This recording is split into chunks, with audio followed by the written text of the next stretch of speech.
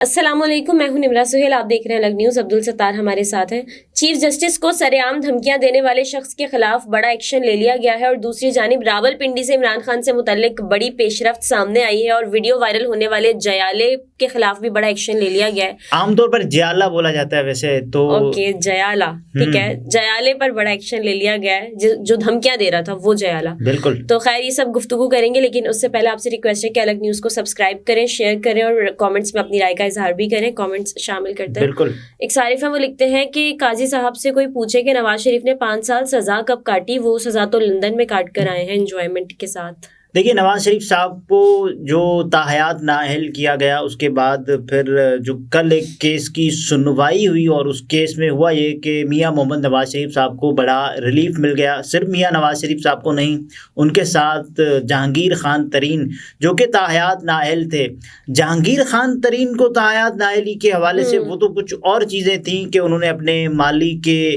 نام پہ کوئی اکاؤنٹ وغیرہ، تو یہ تو آپ جانتے بوجھتے کرتے ہیں۔ ان کو کیسے ریلیف ملا؟ ان کو تو ریلیف نہیں ملنا چاہیے تھا، جو کہ ایک کسی سے مس ہو جائے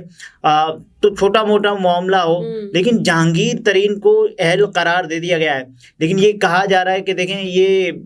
آپ مس ڈکلیریشن یا فالس ڈکلیریشن کرتے ہیں تو آپ کو ظاہر تاحیات نااہل نہیں رکھا جا سکتا۔ ٹھیک ہو گیا، لیکن یہ کیس کیا صرف نواز شریف صاحب کے لیے ہی سنا گیا تھا؟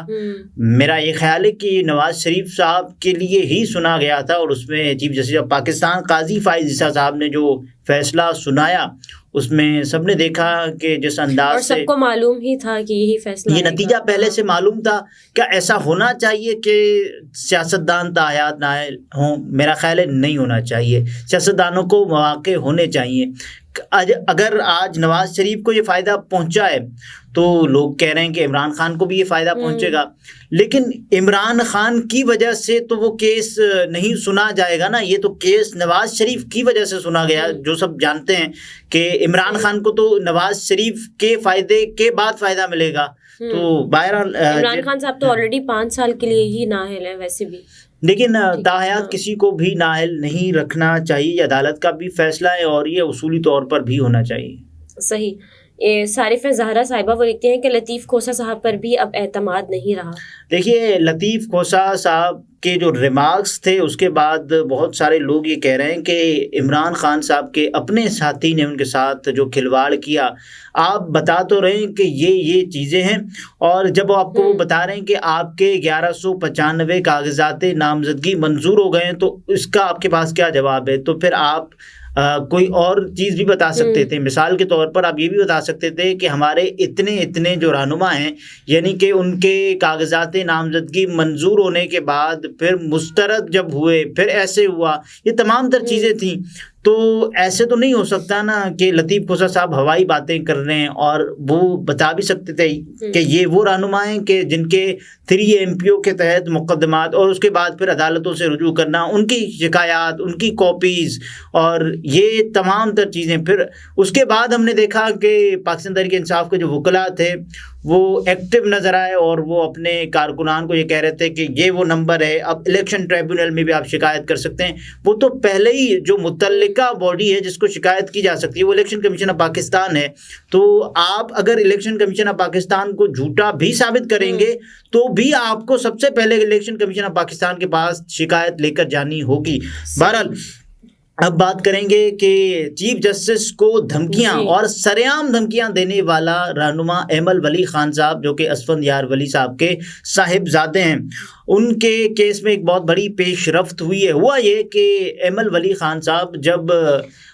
Chief justice Peshawar high court Ibrahim Khan نے پاکستان تحریک انصاف کو کچھ کیسز میں ریلیف دینا شروع کیا، تو انہوں نے کہا کہ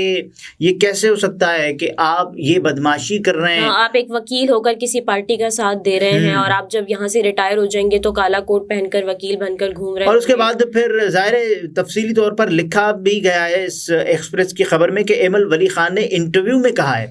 کہ چیف جسٹس کو میں جانتا ہوں، یہ اسد کیسر کے گاؤں کا ہے، اور ملگری وکیلان، ہو سکتا ہے میں تلفظ کی غلطی کر رہا ہوں، میں بھی وہ رہ چکا ہے، اور اس نے یہ بھی کہا ہے کہ جب چیف جسٹس ریٹائرڈ ہو جائیں گے تو پھر وکیل کے روپ میں کورٹ آئے گا اور وکالت کرے گا۔ چیف جسٹس نے استفسار کیا کہ یہ ملگری وکیلان کون ہیں۔ وکیل درخواست گزار بیرسٹر سرور شاہ نے بتایا یہ عوامی نیشنل پارٹی وکلان ونگ ہے۔ چیف جسٹس ابراہیم خان نے ریمارکس دیے کہ یہ دیکھ لیں اگر میں ملگری وکیلان کا حصہ رہا ہوں تو یہ پھر اپنے ہی وکیل کو دھمکی دے رہے ہیں۔ اور ایڈوکیٹ جنرل نے کہا کیونکہ یہ معاملہ chief justice Peshawar high court کے ہی اپنی عدالت میں پہنچا، تو ایڈوکیٹ جنرل نے کہا کہ 31 سال سے آپ بطور جج کام کر رہے ہیں۔ چیف جسٹس نے کہا کہ سنا ہے اتنی عمر نہیں جس وقت کی بات کر رہا ہے، شاید پیدا بھی نہیں ہوا تھا، میں انہیں نہیں جانتا اور شاید یہ اس وقت پیدا بھی نہیں ہوئے، میں نے ریٹائرمنٹ کے بعد تو کسی سیاسی پارٹی کو جوائن نہیں کرنا۔ اور ظاہر ہے یہ ایمل ولی خان صاحب نے جو دھمکیاں دی تھیں کہ یہ تمام تر معاملہ ہے، اور پھر پشاور ہائی کورٹ نے توہین عدالت کا نوٹس بھیج کے ان کو 11 جنوری کو طلب کر لیا ہے کہ آپ کا بلاوا آ گیا ہے اور آپ آ جائیں۔ اور وہ اس طرح سے جس طرح سر عام ایک chief justice Peshawar high court کے چیف جسٹس ہیں ان کو کھلے عام جس طرح سے دھمکیاں دے رہے تھے، اب ان کو جا کے اس معاملے کو دیکھنا بھی چاہیے۔ بہرحال اگر عمران خان صاحب کے حوالے سے بات کریں تو GHQ حملہ کیس میں بھی ان کی گرفتاری ہو گئی ہے۔ دیکھیے عمران خان صاحب کی گرفتاری اور اس کے بعد عمران خان صاحب کے روبکار جاری ہوئے تھے تو سب یہ سمجھنے لگے کہ عمران خان صاحب ہو سکتا ہے کہ رہا ہو جائے، لیکن یہ ظاہر ہے اب تو عمران خان صاحب کی رہائی تبھی ہو سکتی ہے جب عمران خان صاحب کے وہاں سے معاملات سیٹ ہوں گے، وگرنہ مجھے نہیں لگتا کہ اور الیکشن سے پہلے تو بہت مشکل ہے کہ خان صاحب رہا ہو پائیں اور کوئی بہت بڑا معجزہ ہو جائے، کوئی بہت بڑا سرپرائز ہو جائے تو عمران خان صاحب رہا ہو سکتے ہیں، وگرنہ بہت مشکل ہے۔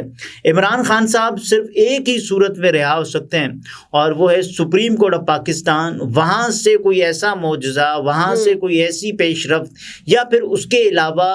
عمران خان صاحب کے معاملات جہاں سب سے زیادہ خراب ہیں وہاں سے عمران خان صاحب کے لیے کوئی سافٹ کارنر ہو، یا پھر عمران خان صاحب کو کہا جائے یا کوئی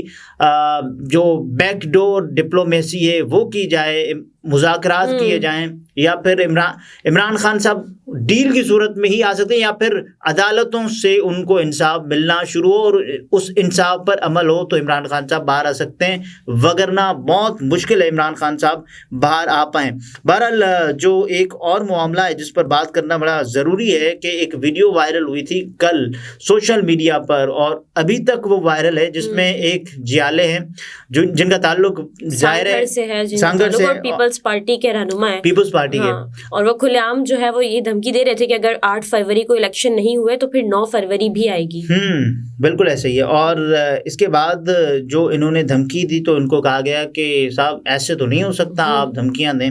اور الیکشن کمیشن کا سانگڑ میں PP امیدوار کی دھمکی آمیز تقریر کا نوٹس، اور یہ ہوا یہ ہے کہ الیکشن کمیشن نے سانگڑ میں PP امیدوار کی ووٹرز کو سرعام دھمکیوں کا نوٹس لے لیا۔ PS 41 سانگڑ سے پاکستان پیپلز پارٹی کے امیدوار علی حسن ہنگورجو نے کارنر میٹنگ سے خطاب میں کارکنان اور ووٹرز کو کہا تھا کہ جیالے اور کارکن سیدھے ہو جائیں اور مجھے کامیاب کرائیں۔ یعنی سیدھے ہو جانے کا مطلب یہ نہیں ہے کہ آپ اپنے جس کو چاہتے ہیں آپ ووٹ دیں، آپ صرف مجھے کامیاب کرائیں، اور اس کا مطلب ہوگا کہ آپ سیدھے ہو گئے، اس کا مطلب ہوگا آپ سیدھے ہو گئے، ورنہ